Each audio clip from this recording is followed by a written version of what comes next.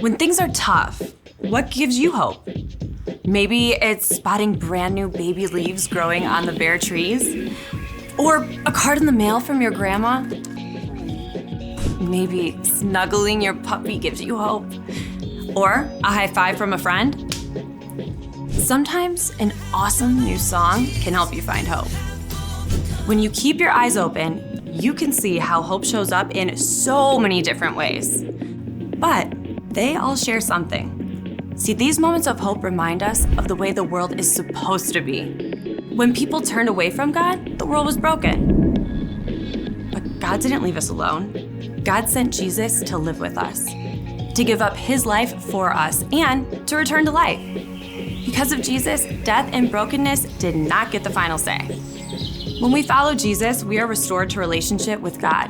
Because Jesus is alive, hope is alive. We can know that in the end, God will make everything right. As we live out the hope that something good can come from something bad, others can see God at work. And that's why hope is an amazing way to worship God with your life. Because worship is about more than just singing loud. It's all about living loud.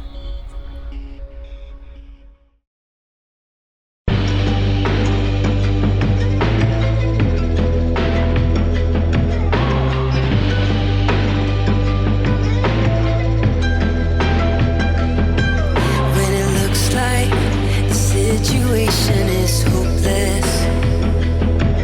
When it looks like things aren't going the way I wanted, I remember every battle you've won. I remember, God, you are where my help comes from.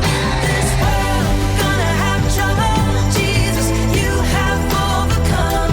In this world, we're gonna have trouble. Jesus, you have overcome. Hope is alive because you are alive. Hope is alive because you are alive.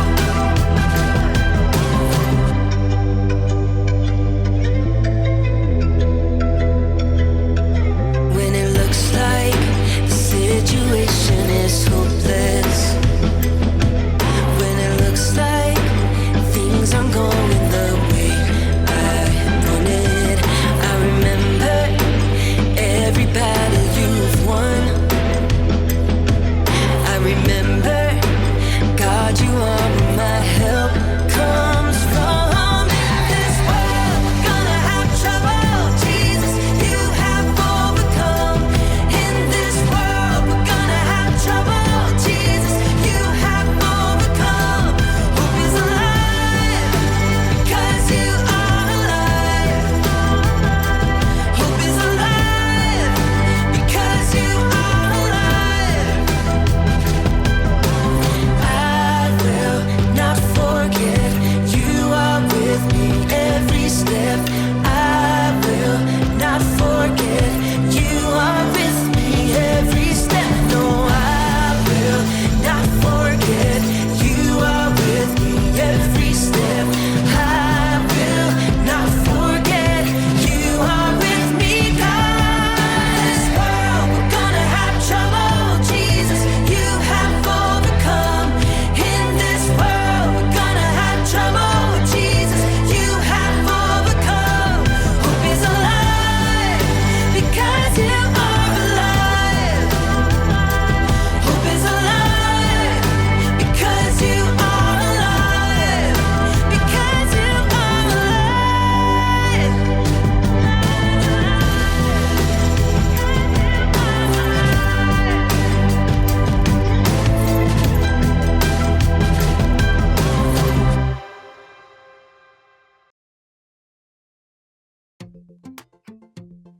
Cleanup time! Oh, I still get that preschool cleanup song stuck in my head. You know the one that goes like, clean up, everybody wash your hands, clean up, something everybody wants to do. Oops. Aw, man! Welcome to Story Lab. This week we're taking a look at the story of something unexpected.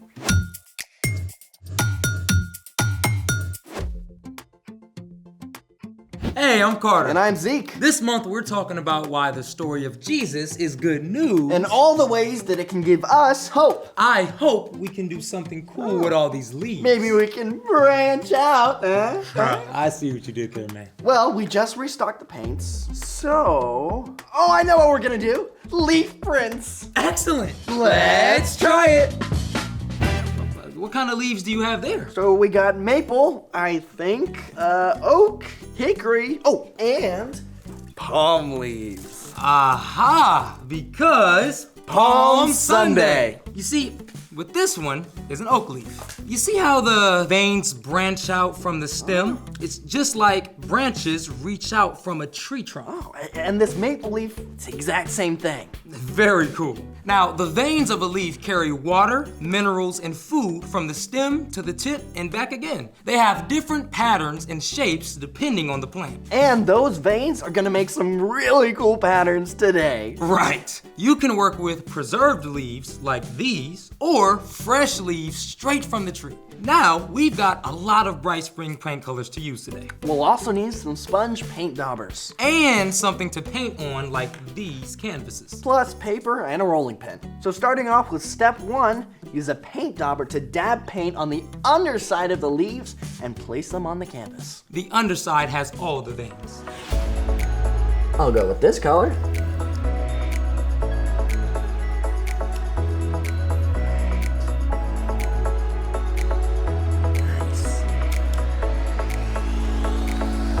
Now, step 2, put a sheet of paper over your leaves and then use a rolling pin to press them down into the canvas.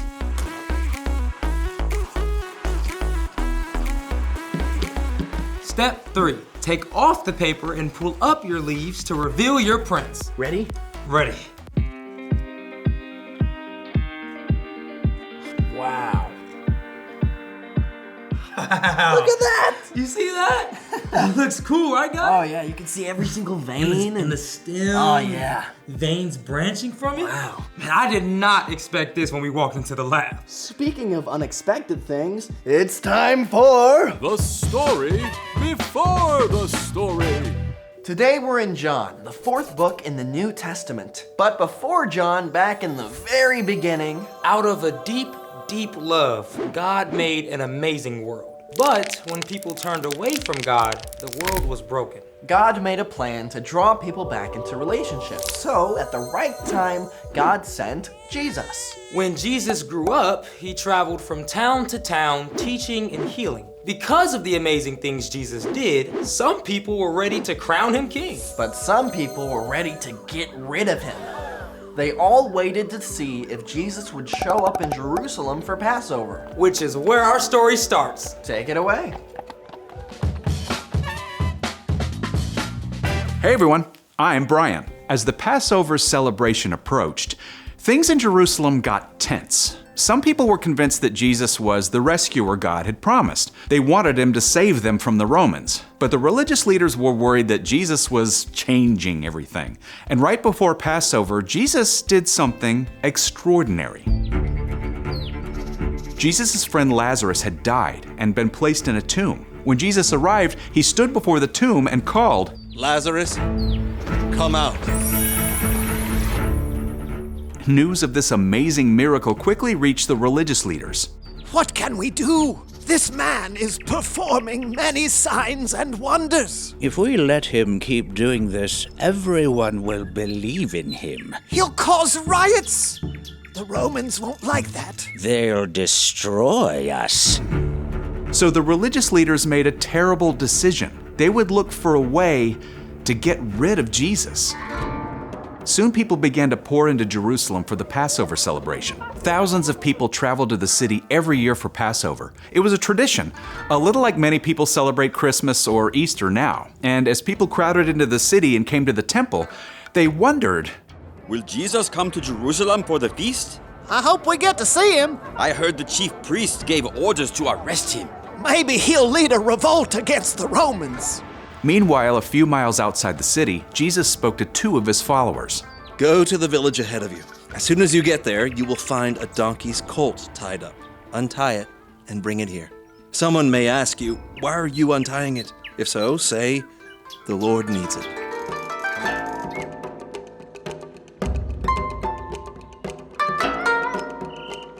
Hey, what are you doing over there? The Lord needs it. The Lord?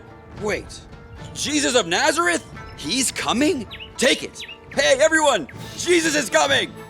As people learned that Jesus was on his way, they laid down their own coats on the path, a sign of reverence and respect. Others cut branches from the trees and spread them on the road too. As Jesus approached, they began to shout, Hosanna! Blessed is the one who comes in the name of the Lord! Blessed is the King of Israel! Hosanna! Hosanna! Hosanna! Hosanna! Hosanna! Jesus had walked many, many miles on foot, teaching and healing. But on this last stretch of road to Jerusalem, he chose to ride in on a donkey. Now, this may have been confusing to his followers and people along the way. They wanted Jesus to be a king, and yet he rode a humble donkey instead of an impressive war horse. But you know what's cool? This actually fulfilled a prophecy God gave to the prophet Zechariah hundreds of years earlier. City of Zion, do not be afraid. See, your king is coming. He is sitting on a donkey's colt. Even though God's people had spent many years living in another land, and then under the rule of foreign nations, God was still at work. And through Jesus, God's promises to rescue them were being fulfilled. But no one understood this. Yet. The end. Wow, the people want a king and Jesus rides a donkey. He definitely was not trying to make himself look impressive. Well, Jesus is a king, but not the kind that people were expecting. So, what's our part in the story? God's people had seen some pretty dark times. Since God had promised to send someone to rescue them, the people had been exiled in a foreign land and then returned home only to be ruled by foreign kings.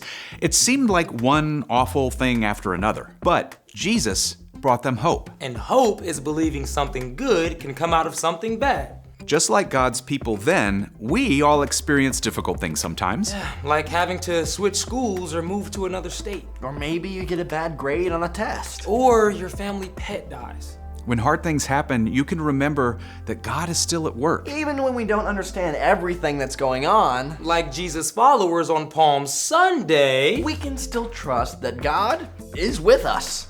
That's right. If you're feeling confused or uncertain, ask God to give you hope and trust that God can bring something good out of what you're going through. He's always with you. No matter what. I think you've got it. See you next time. So, here's the thing.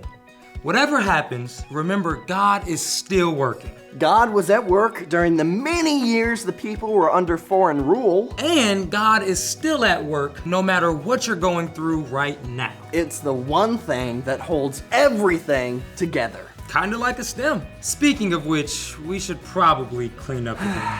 Yeah, maybe we can find some other cool supplies. Maybe. Clean up, clean No. up. Oh, just leave me alone. Huh? I will if I'm Maple. Thanks for joining us in the Story Lab. See you next time. I will if That I'm was pretty Maple. good. Yeah, that was Yeah, actually. but I'm you surprised need- by that. Wait, You you didn't make that yourself, did I you? did. You did? That's crazy. Yeah. You didn't read it in a book, did you? What book?